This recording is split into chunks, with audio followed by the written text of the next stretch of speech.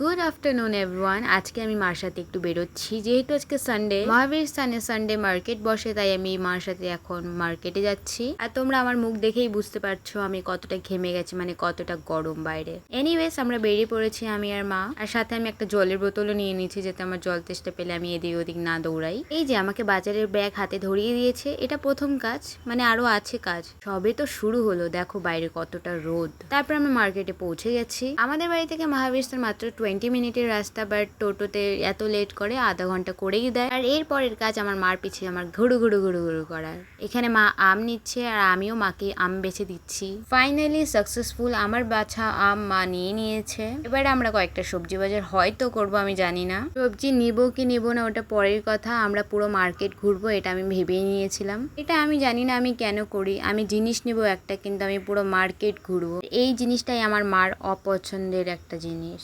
জিনিস নিতে আসছি, নিবো চলে যাবো তা না, পুরো মার্কেট কেন ঘুরবো? আমার ভাল লাগে তাই ঘুরবো। আর মা এটা খুব ভালো করে জানে, সে কিচ্ছুই নেবে না কিন্তু ঘুরবে। তারপরে আমাদের আরো অনেক কিছু নেওয়ার ছিল, আমরা এইসব নিয়ে দাঁড়িয়েছিলাম। মা আরেকটা দোকানে গেছে। মেইনলি কিন্তু আমাকে এইসব ক্যারি করার জন্যই নিয়ে যাওয়া হয়, আর আমারও বাড়িতে থাকতে ভাল লাগে না, তাই বেরিয়ে পড়ি যেটার জন্যই হোক না কেন।